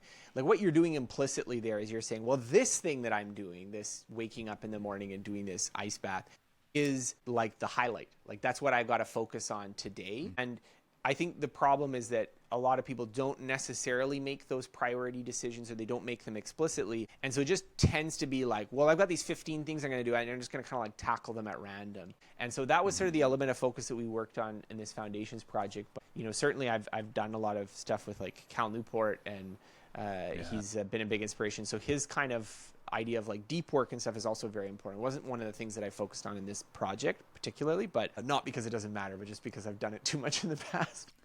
Yeah, I love the life of focus. Like I know thank you. You also mentioned stuff like I also love the book So Good They Can't Ignore You. I know you guys also emphasize that idea a lot. I wanted to ask you about the relationship between procrastination and perfectionism. A very common thing people deal with, and I think if you want to focus, like a big part of it is dealing with procrastination and also productivity, right? So I mean, I think the idea that procrastination is caused by perfectionism is very widely believed. I don't want to say it never happens. It certainly can be the case that you can procrastinate because you're being a perfectionist. But I thought it was very interesting that like if you actually study it, because like turns out we can do science and study things, right? The author Piers Steele he did a big meta-analysis on data on procrastination and found that there was basically no relationship between anxiety and perfectionism per se and procrastination. And the explanation I would give is that anxiety and perfectionism can cut both ways. If you have a lot of anxiety about studying for a test, it could mean, because like I'm worried I'm not going to get this essay right, that I don't work on it, I procrastinate. But I could also do the opposite. I could like work on it too much. Like because you're anxious about it, you spend too much time. You work on it even earlier. And so I think those tendencies kind of cancel each other out. So it's not to say that perfectionism never causes it, but on the whole, on average, there's not a strong correlation. What is really correlated with procrastination is impulsivity and delay, and basically like kind of, how unpleasant the work is. So Peter actually has this little like formula, which he calls the temporal motivations theory. And I know you mentioned my complete guide to motivation. If you want to link to it, there is a section where I kind of like describe this theory. But essentially it kind of says that like how motivated you are to do something is a combination of a few different factors. So one of them is just sort of how much you value it. So things you value more, you're more motivated to do. And value is a little bit abstract in this case, but just the sense that like, if something feels really important to you or it feels like this is really valuable, you're going to be more motivated. You're going to be more motivated when you have like greater certainty that you're going to get the outcome that you want. So like I might think, oh, it'd be really great to win the lottery, but maybe I'm not going to win, so I don't want to buy a ticket. Or, if I'm pretty confident that I'll get the result. So this kind of goes back to this idea of competence. We were talking about that way at the beginning. Why competence is important for motivation is because it has this factor of like, well, if I try really hard and I'm still going to fail, then that kind of like undercuts you from even trying. But then there's also these other factors which have to do with the time delay. So essentially our brain systems for motivation are like remarkably short term. We don't have a good capacity to motivate ourselves for really long-term goals, that all of our motivational hardwiring that comes from lower animals and like from evolution and this kind of stuff, like animals are extremely short-term. Like they have no like planning or long range. Like they're very much motivated by the here and now. And maybe some of that's adaptive, but maybe it's also just because until very recent in evolutionary time, we haven't had the ability to like really imagine the far future and like make plans and go out years and this kind of thing. And so what this means is that when you're dealing with situations where they are happening right now, like the reward is right now, and the cost is right now, but the reward is very far in the future. These are just inherently hard motivational problems. So most procrastination has this feature where the pain of doing it is immediate and the reward is sometime in the future. And so what this kind of theory predicts is that because of the way this kind of thing is calculated is that there should be these sort of motivational reversals where a purely rational being would be kind of like, well, this is as I get closer to the studying date, whether I want to study or not should not actually change that much, because however much I value, I'm getting closer to it, but like it should be the same thing. Whereas if you have this sort of irrationality, you should switch what you want. So in the beginning, you want to play, and then right before the exam, when the potential pain of not studying is like, once it gets sufficiently close, then it switches and then you want to do it. And so this is all really obtuse, but basically the kind of takeaway of this on procrastination is that a lot of what I think the successful procrastination fighting techniques do is you're trying to shift this time frame. You're trying to shift the perceived rewards. You're trying to shift these things up closer to the present moment, because if they live in the present moment, then you're kind of like your motivational system can actually deal with them. So this is a big part of what we talk about in this course, Rapid Learner. Well, like a lot of what it is doing is like, okay, designing this project, breaking it down to these time scales, because that's so important for motivation. It's so important for like getting yourself started. Is one of the first things we do is like getting a week by week kind of like what you want to do as a time frame, and then once you have that week time frame, like how do you get it to be like, okay, this is what I need to do in the next half hour kind of thing. And that ability to take these big goals and break it down to something that feels doable, manageable, and must be done right now, like that combination is very important for procrastination. And that's what's, I would say, typically hard with studying, is that the benefits are far in the future, and we'd rather play on our phone or do something that's like easy, right? Yeah. Speaking of the course, Rapid Learning. I was kind of saving this for building up to this, but let's jump into this. But yeah, I love in your book Meta Learning. I feel like that was a huge takeaway for me. Is like people often just directly jump into it without actually scoping it out, right? And then realizing there may be some best paths. Like for example, like learning about you, like researching you. Like there's the books, there's the podcasts, there's the the articles. There's so many different ways, but once you like have it all laid out, you have this mental map of like, okay, what's the best strategy? You can then strategize and dive deeper into it. So there's like the project. There's a 6-week course, and there's a project, productivity, practice, insights, memory, and mastery. How did you kind of break it down into 6 weeks? What was the kind of strategy behind this? The kind of format for the course was built a lot off of these projects that I had done. And one of the things that I sort of realized at the very outset is that a lot of people, they kind of mess up right at the beginning. And the first thing they mess up is they don't have a good project guiding their efforts, structuring their efforts. Because once you have the structure of what you need to do, that itself kind of creates a lot of the motivation. It creates a lot of the preconditions that are necessary for success. So I think that's one of the things people really struggle with, is that they have like vague senses of things that they'd like to do. Like, I'd like to learn programming, or I'd like to, move up in my career. I'd like you have these vague ambitions, but they're not concrete enough to like actually, okay, I'm doing this today, I'm doing that today. And so, the project phase, like on this 6-week approach, the project phase is like at the sort of high level, coming up with the idea, coming up with the curriculum, like, and I go through a lot of the steps, like we were talking about the meta learning to get to that point. And then the second one in productivity is about sort of like, once you have this roadmap, how do you digest it even further so that it's sort of like, this is what I need to do right now. This is what I need to do today. This is what I need to do in the next hour.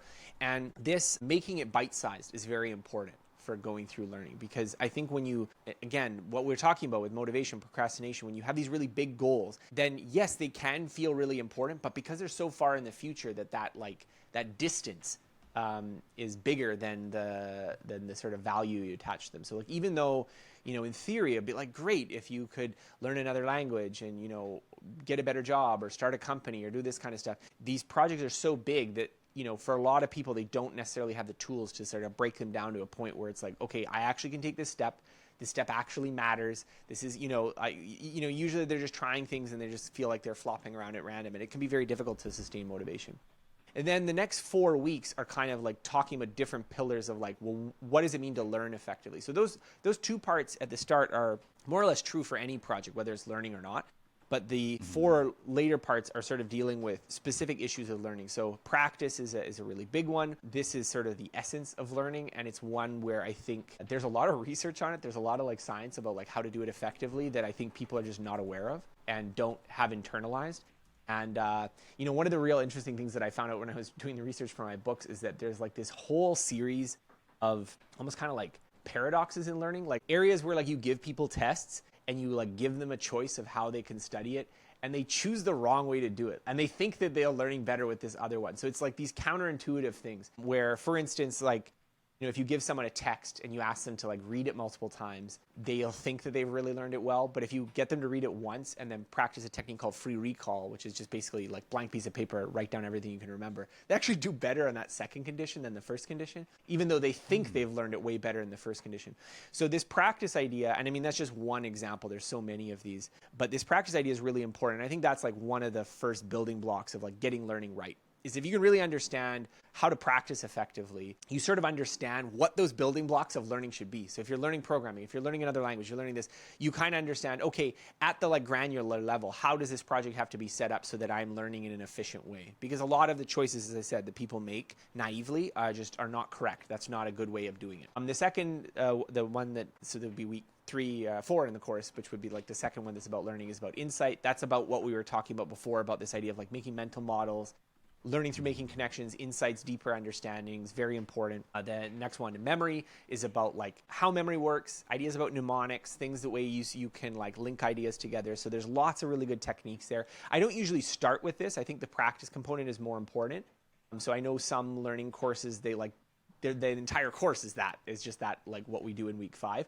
But I think it is important, and it has some really specific uses, but it can also be overdone. So it's about kind of like understanding where to use it judiciously. But certainly if you're learning another language, the keyword mnemonic, super useful for learning vocabulary. If you are learning any kind of like memory intensive subject, these tools can be very valuable. And then finally, the mastery one is about sort of like, how do you go from executing a single project to sort of a lifelong learning approach? How do you go to where you are just sort of year after year accumulating skills and knowledge. And I think that's an important thing as well, because over the long term, it's also things like retention, maintaining skills, how do you integrate them into your life, these kinds of things. And certainly I think that's important for the big picture, going beyond a specific project. So this 6-week course was something I developed years ago, but I've worked on it a number of times since, incorporating new research and ideas for basically giving people the template so they can do the kinds of projects that I've done myself. Yeah, I love it.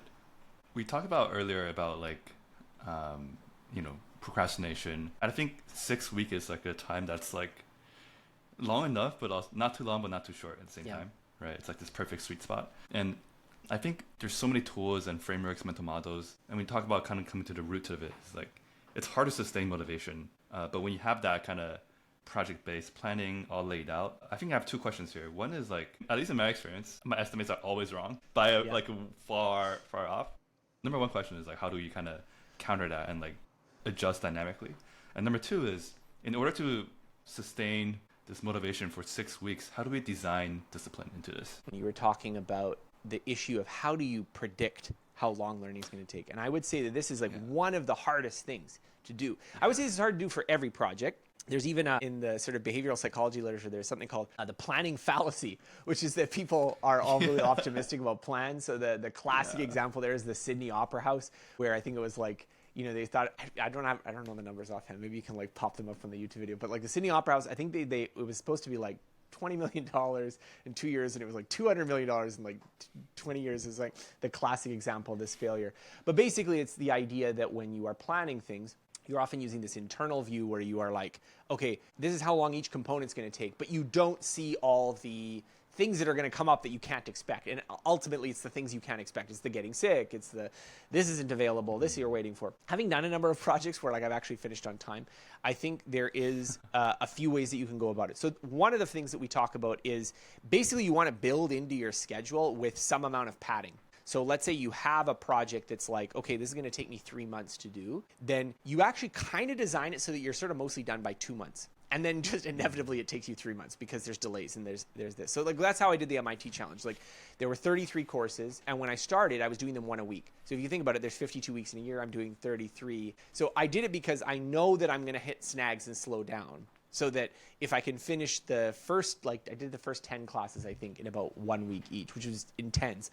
But that kind of gave me a bit more pacing. So that's one way you build it in. Other ways you build it in is by just in the nature of the design of the project, you have some flexibility. So there are certainly some projects which have like a very concrete scope. So like either you build an app or you don't. Well, I mean, even that has a little bit some flexibility. But what would be a better example? Like you publish a book or you don't publish a book. Like there's things that are kind of like a little bit discrete. But most learning activities are actually continuous. So you can just always get a little bit better at English, or a little bit better at skiing, or a little bit better at, playing the violin. Like there's no real break point. And so a lot of the ways that I encourage people to design projects is where the project itself has a fixed scope, but you're not fixed in how good you're going to get in that scope, right?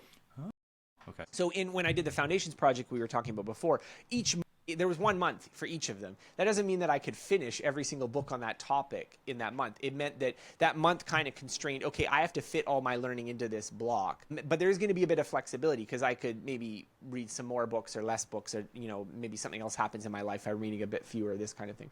So some of that is factoring into this project. Certainly it's a little bit harder when you have like discrete courses, like you're trying to finish this particular course or get this particular grade. But we talk about this. So like, again, I don't know, I'm not going into too much detail here, but like this is a big part of like, how do you actually do this in practice? And so I have a lot of lessons about like various strategies for dealing with different situations so you can do that planning. And then the thing you were talking about, discipline. Discipline is important, but I think in some ways it's a little overrated. Because the thing that we need to do when we're working on a project is twofold. Number one, you need to pick an idea that, like, at least on the outset, you're ostensibly committed to, right? So if I tell you, okay, you're going to learn a language in 3 months, but it's going to require you to, like, be speaking that language, let's say 20 hours a week. And if I tell you this and you say, yeah, that sounds good, then there's an issue of like, okay, sticking to that, like actually committing yourself to that goal. But if I tell you, okay, it's going to be 20 hours a week and you say, oh, I don't have time for that, well, then it's a non-starter, right? Then I'm actually suggesting something that you've already agreed that you're not going to actually do. So there isn't really an issue of discipline. It's more like that's just not the project for you right now. And so For the latter case where it's sort of like, okay, we've decided we're going to do 20 hours a week of this, and this is what I'm going to do, then it's more logistics. It's more about actually like, how do you break it down so it fits in your schedule so you can commit to it? So I think, for me, I think there's two different problems with discipline. One is that people don't actually know what they're committing to when they start projects. So it's a little bit like you're trying to buy a car, but you don't actually know how much it costs. You're just putting money on the table until the dealer says, oh yeah, that's enough to buy this car, right? So, if it's sort of like, okay, well, I have $3,000 to buy this car, but the car actually costs $30,000, and then I've spent the money, and then I keep spending the money, and then eventually I just say, oh, it's too much, I'm just going to like leave the money on the table and leave. That's not really a failure of discipline, it's a failure of planning. It's a failure of you not realizing what the commitment actually was to make that investment. So I think that's, again, going back to the project thing, if you can do the project very well and you understand the scope and what you're committing to, it's much easier to make, because you know what the investment is, like it's not unknown to you. The other thing about it is this, when you are kind of making this investment, you're making this decision about what you're going to be putting money on the table, is more about how do you actually make that decision about, well, okay, I know I have, 30 hours or 300 hours or whatever I have to spend on this project, and I'm going to spend it over this period of time. How do I actually make that fit my life? How do I actually stick with it? And so to me, that is it's a lot more logistics. It's a lot more breaking it down into smaller pieces. Sometimes it's dealing with motivational obstacles. So like if there's something that's like difficult or unpleasant, how do you make it not difficult and unpleasant? So there are some details there, but I think to me, the real challenge for a lot of people is that, they just don't have that clarity. They don't have a good plan. They don't have a good system. They don't have any of this kind of scaffolding that makes the system work motivationally. So if you can get to that point where it's sort of like, okay, this is what I got to do today. I mean, you haven't done it, but you've done, let's say 80% of it. And then the last 20% is just like, okay, well, I know I need to be at the library, so I'm not like on my phone and this kind of, general impulse resistance and stuff. But I mean, for a lot of people, they don't have that 80%. So of course it's going to be very difficult. So you're kind of saying that discipline is overrated, that planning is underrated in some ways. Yes, planning is underrated. Not that discipline is like completely overrated, but I just think that, again, I think people blame failures of discipline, which are really failures of planning. They're really failures of goal setting. They're really failures of like, well, of course you didn't stick to this because there was nothing to stick to, right? Like, I don't know. I talk to people who, I was trying to do this, and then I'm like kind of gauging what they were doing, but they didn't have any like concrete thing that they were sticking to. It was just sort of like this vague, yeah, I kind of want to start a business, and I'm like following some YouTube channels on it and this kind of thing. And so it's sort of like, well, there's no failure of discipline there because there was never any like thing that you were committed to in the first place. So I think, again, getting to the right start, if you get to that point where you're at the 80% line and then there's still some real difficulty sticking to your studying plan, that does happen, and then there are places that we can talk about it. But I think, it's 80% of the way there is getting to that thing where it's like, okay, this is what I'm doing today. If you can answer that, I think you're 80% of the way there. Yeah, this is kind of counterintuitive for me, where I usually kind of just like, if I'm disciplined enough, I can do anything. You know, the Parkinson law, where like, if I just make sure I do it in this time, this will happen. But yeah, I feel like it's harder for me to plan this thoroughly in advance, knowing that my estimates are definitely going to be wrong. But like you said, adding that buffer is the way to go.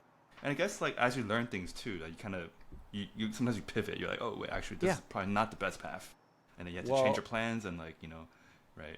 I don't remember. Sometimes it's variously attributed to Winston Churchill or Dwight Eisenhower, but there's the like, plans are useless, planning is essential. And I think this is the idea, because what makes the plan valuable is not that that's exactly what's going to happen when you work on the project, but that it provides this motivational scaffolding. Like we go back to what we were talking about, the Steele research, where about this like temporal motivation theory. Like we are essentially an undisciplined creature. Like that is how our brain is designed, is to be like in the moment and not worry about the future.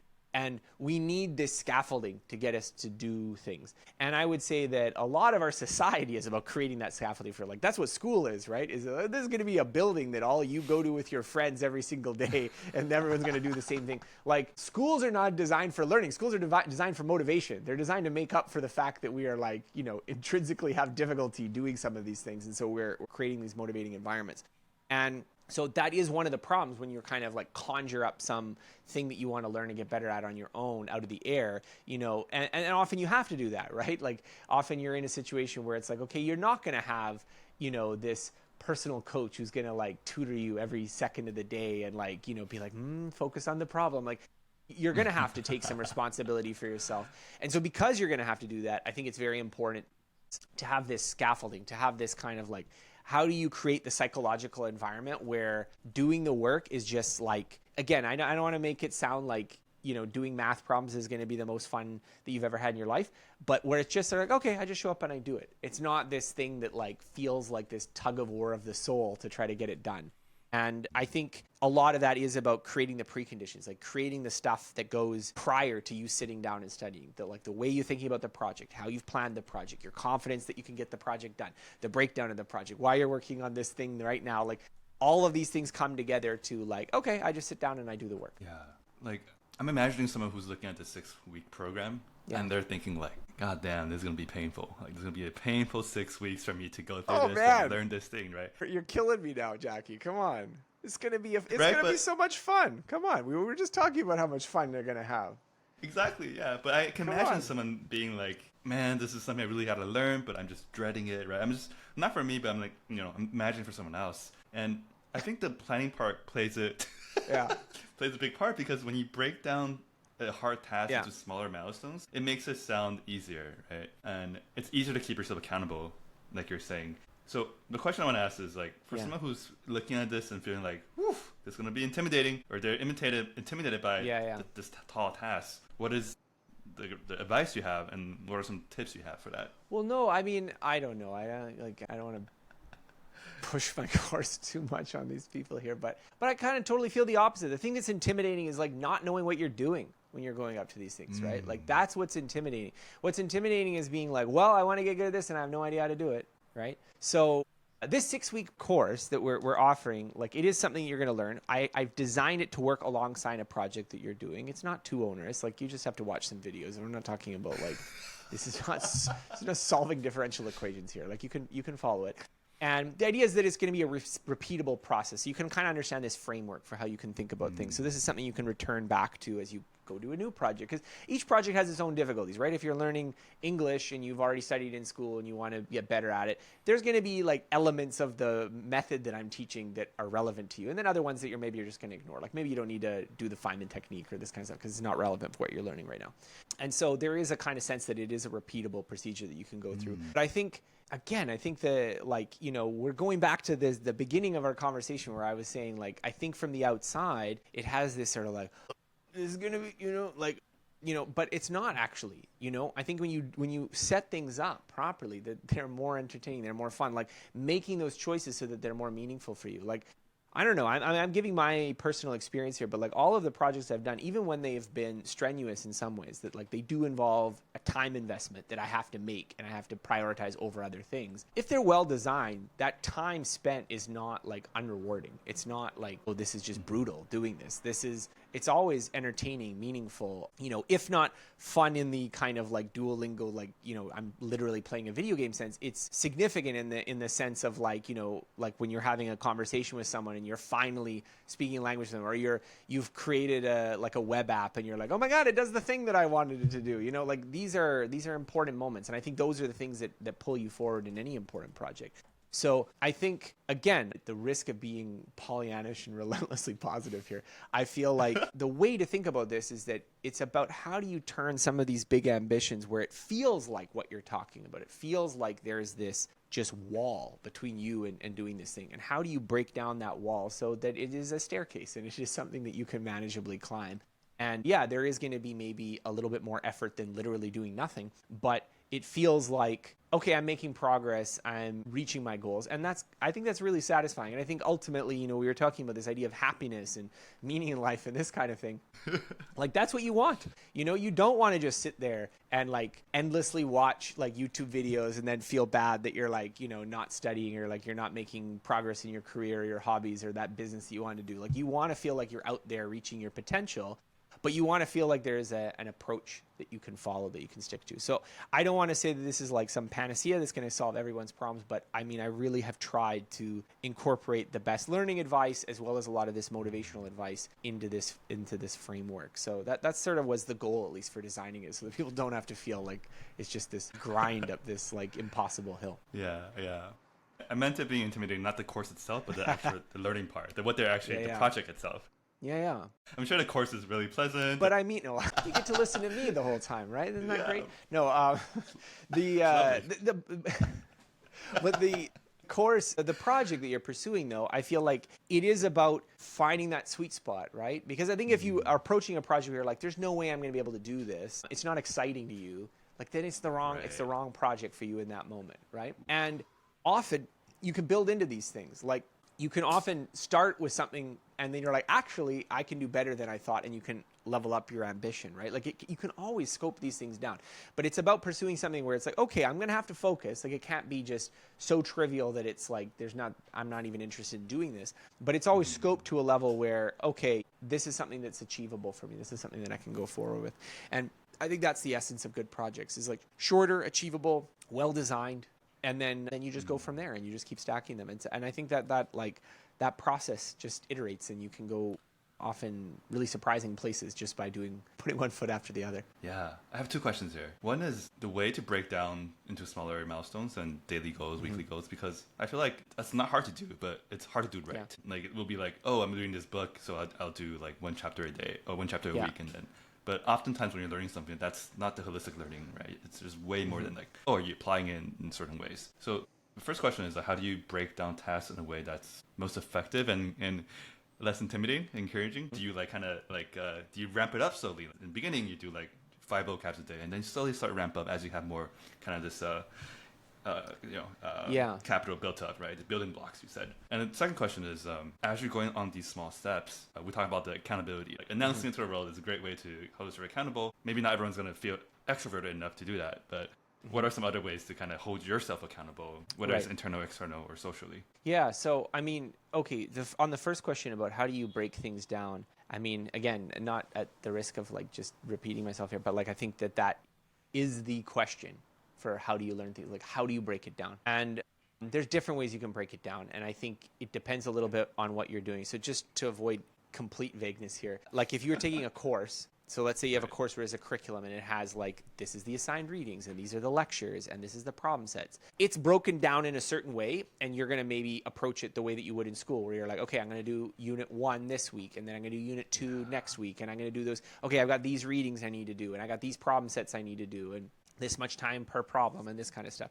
And I'm pretty sure people are familiar with that, but like that's an obvious way to break down a bigger, like taking on a whole class. But if you're learning a skill where there's not like the end goal is not passing a particular class or going through a particular book, but like, increasing proficiency, then it often looks like, okay, what are the components of these skills, and like which one do I think would make the biggest difference if I improved it? So like when I was learning the languages, for instance, I'll use Spanish as an example because it feels a little weird telling people about learning Mandarin when this is a native language. But if you're learning Spanish, for example, well, I can use the Mandarin example too, but like the Spanish example, like when I was learning, it was sort of like, okay, in the beginning, it's okay, I need to get some improved vocabulary. Okay, what would be a way to improve the vocabulary? Okay, we're going to do some flashcards. You start doing some flashcards, and then you realize, okay, actually, I'm kind of hitting diminishing returns here. Maybe I don't really need the flashcards. Maybe I need to focus on grammar practice. You get a grammar book and you work on that. So there's a little bit of this kind of like, it's almost like there's multiple parallel things that you're working on at the same time, and you're kind of like picking and choosing, okay, which one should I prioritize? So often that is a little bit more of an ad hoc process that you're kind of like week by week, you're revising your plan based on, okay, this is the thing that I think needs the most work, and then I'm going to be kind of working on this sub-skill, or I'm going to be doing this drill, or I'm going to be doing that. So like with Mandarin, for instance, it would like, there's so many components. It was like, okay, I need to work on pronunciation and like tones, which as I mentioned are very difficult for Westerners, or like understanding basics of characters, or I need to like, maybe some grammar, or like improving vocabulary was a huge one. So that was a major part of the project. And then you're kind of like allocating, okay, I have this much budget of time. How am I going to allocate it in these different ways? So like it's a different way that you can break down a skill-based project, for instance.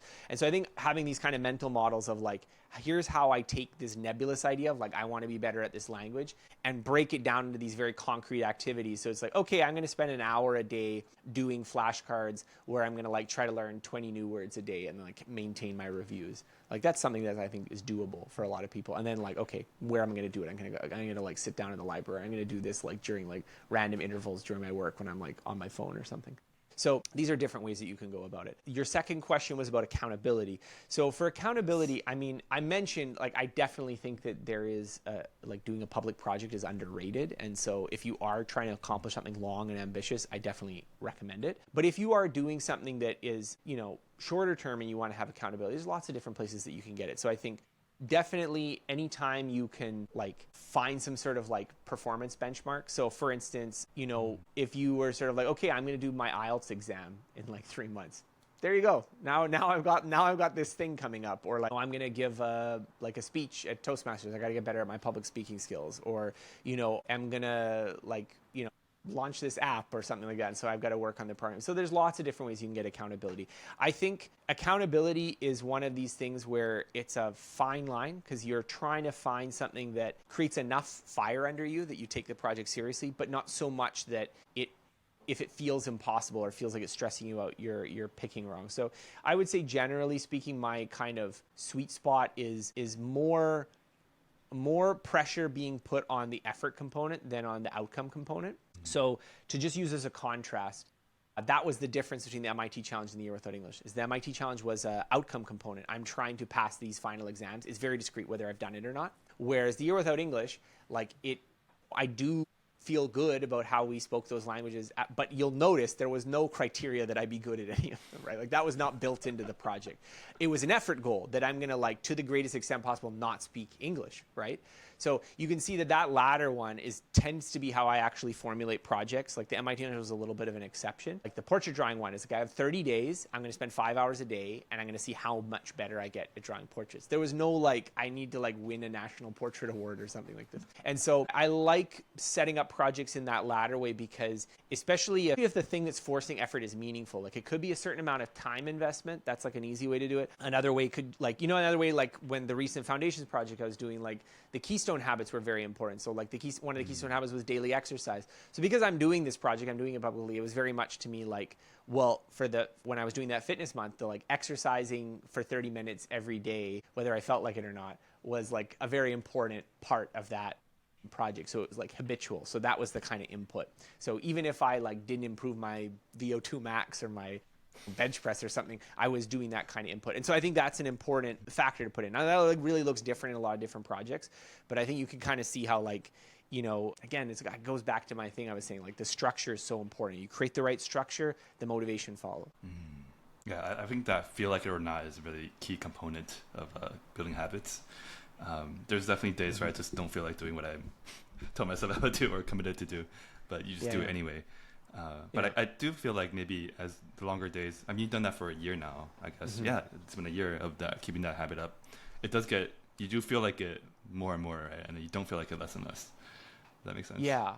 Well, I mean, I think it becomes more and more normal over time. Like, if we're talking about the habit approach, like, if you're just like, I got to do this thing every single day, like, don't break the chain kind of rules. Certainly when you're, like, on day, like, 90 or 120, I mean, I don't want to say it's zero effort. You still have to think about it, but it feels so, like, not strenuous. It feels like it's just, okay, yeah, of course. Yeah. And I would say that's true of a lot of other kind of self-imposed behavioral rules. But I mean, again, accountability in the broader sense of, like, well, you can make this rule for yourself, but, like, maybe I don't follow the rule, right? I think sometimes having external things that have external social significance can matter. Like, if you are, like, you know, like, as I said, doing the public project is one way of doing it, or, you know, just telling, you know, your spouse or something that, like, okay, I'm going to exercise every day, and, like, even if I don't, you know, like, yell at me. Like, I mean, these are ways you could kind of do that, but I think it's usually better if you can kind of internalize that a little bit. But I mean, again, it depends on where you're at with your motivation and how much you stick to these things typically. Yeah. Can this course be applied to, like, non-hard skills such as, like, personal relationships and, like, those are harder to set the goals though, right? Like, the broader ones. I mean, so I think I would have probably said no until recently about this, because I think, you know, if you think about, like, soft skills, like, okay, I want to be a better husband, let's say, then it's sort of like, well, what is you practicing there, this kind of thing.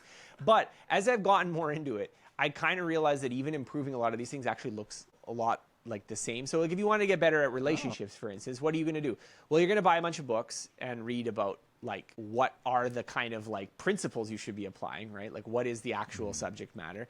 And then probably there's some stuff to practice that you actually have to practice, right? So just to use this example, because I actually did the research on relationships and stuff, if you are wanting to improve your relationships, you might read a book like about better communication practices. And there is an actual skill there of like, how do you say the things that you want in a way that like is, less antagonistic and like is better for conflict resolution and this kind of, and it's not obvious. It's not like the impulse that you just like, okay, it's not like just do better. It's like it is actually like there's a bit of artifice to it. There's a bit of technique.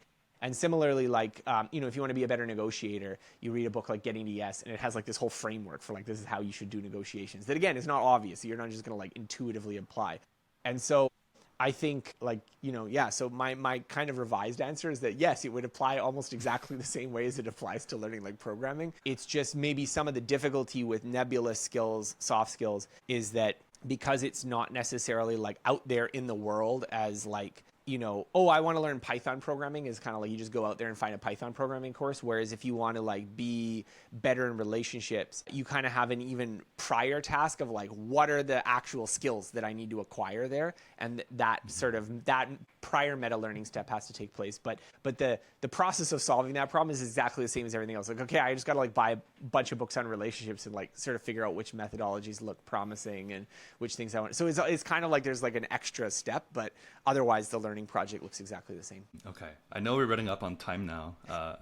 I do have so many more questions I wanted to ask, but I'll leave it one last question, if that's okay. As you've gone through so many different challenges, earnings, career advancements, books, accomplishments, involvement in your personal, relational, all this type of life stuff, goals that you've done, what has your definition of success changed through time for yourself, back to a more personal level? Yeah, I mean, I don't know. In some ways, I've just gotten older, and I think my visions of success and stuff, I think, reflect just the different phases of life that I'm in. So in some of that reflects maybe also that, like, a lot of the things that were very important for success when I was younger, I hadn't achieved, and now that you have achieved them, you kind of, like, they become less central because, you've already ticked off that box a little bit. Like, so, when I was in my early 20s, and you're sort of like, okay, I want to have a successful career, and I want to start a business, and I want to, meet someone and get married and have a family. And then once you have all those things, you're sort of like, okay, like I've got them. I don't really need to, do more of that. I think some of my notions of success have stayed pretty constant in my life. And I think some of them have been just focusing a lot more on the like intrinsic experience of doing things. And so like to me, a project like the Year Without English, just to use as an example, like the success criteria of that, I think I weighed it much more heavily on like what was the sort of experience of doing that for that year and like how that kind of benefited me rather than just like the language ability. So like to give an example, like if I had to choose between taking a pill that would, I would completely forget having done that year, but I would be perfectly fluent in those 4 languages. Or I could take a pill where I would forget those languages completely, but I would perfectly remember the experience of doing that year. I would choose the latter, which is a weird thing to say. Like if it was just sort of like, okay, I can't speak any of the languages anymore, but I still did that year versus I didn't do the year at all. Like I don't remember it at all. Like I just have amnesia about it, but like, Jason Bourne, I could just speak the languages. I'd rather have that former thing. And so I think, because ultimately I feel like that's what your life is like a set of experiences stacked together. And, if those experiences are rich and meaningful and stuff, like that's what it means to have a successful life, I think, much more so than like what your resume looks like at the end. So that's a little bit of a deep point to end on today, but I'm very curious what people listening today, which pill they would take. That is beautiful. Yeah. Oh man. I also love when you talk about in your podcast that is there too much meaning? Can there be too much meaning? And then I love how you talked about like your 10-year plan to become exceptional, 19. And I meant to ask you about how that's going now. I know you want to be more, entrepreneurial and also, do more writing, which seems like you've done both of them. But yeah, this has been great, Scott. I have so many more deeper questions that I feel like I wanted to ask and go deeper on. Both on. Well, hopefully we'll get another chance. I don't know, maybe. Yeah, I love that. Maybe Press Play will release more of my courses in Taiwan, and we can do a revamp of this. Yeah, that would be great. But this has been great. Yeah, Scott, thank you so much for your time. I learned a lot. Yeah, thank you so much. Thank you. Yeah, all right. I think it's a good place for us to wrap it. Okay, great. All right. Well, thank you very much. Thank you guys. Thank you, Scott. Okay. 谢谢你的收听。Thank you for listening.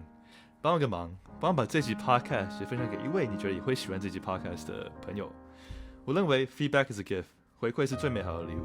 对这集 podcast， 对整个节目有任何的回馈，你觉得可以更好的地方，或是有其他来宾你觉得想我去访问，都欢迎来我们的 IG 告诉我们。我们的 IG 是 leftsideescalator.Jacky， 不定时也会办一些抽数活动，所以如果听到你们的回馈，在现场看到你们，我会非常非常的开心。那如果喜欢这个 podcast， 想要支持，除了可以在 Spotify 跟 App 上订阅给5颗星之外，也欢迎你加入我们的淀粉自我成长大家庭。我们集结了一群想要自我成长的伙伴，透过一起养成习惯，一起探索兴趣，自我成长的路上有陪伴。那我们会透过每个月的淀粉咖啡厅，帮你配对每个月最适合你深度交流的一位淀粉，然后还会有 mentor-mentee 的 program， 让你可以在技能跟知识上有实质的成长。那每个月会有大师的 Q&A， 我会邀请过往来宾或是一些专业人士来我们的 Discord 跟大家讲个讲座，跟做 Q&A 的活动。那会害羞的朋友们，我真的相信这世界上没有陌生人，只有你还不认识的新朋友。所以我希望在淀粉社群里面看到你们，或是线上 IG 收到你们的回馈。那接下来我也会分享一些淀粉们加入淀粉大家庭之后的心得。All right, I'll see you soon. 加入淀粉时间大概2个月的时间。我觉得因为在淀粉社群会遇到的人都不是过去的生活圈嘛，所以比较不会聚焦在关系啊、连接这些事情上面，反而是会因为议题、兴趣还有想法去结交朋友，然后可以更好的分享这些感受。我是在疫情的时候，就是2021年的时候加入淀粉，我自己觉得是一个很棒的旅程，因为在这边认识很多好朋友。最大的不同，我觉得是有更多的勇气做自己想做的事情。当我想做什么事的时候，我第一个念头会是说，我要做吗？是我想要的吗？那要我就去做，而不是说，我会不会做不到？我今年1月才加入，然后我觉得到目前最大的收获就是这里的人都能量很够，然后可以让我想到很多东西，例如之前的咖啡厅交流，然后就跟不同人聊天，然后可以激发自己的很多想法。我加入淀粉超过了1年，到今年的8月就2年。觉得最大的收获是我开始重视自己的生活步调，然后会开始去调整一些自己的生活作息，然后也开始真的会去想自律这件事情，然后也在这里交到非常多好朋友，所以我很期待下一次的淀粉活动。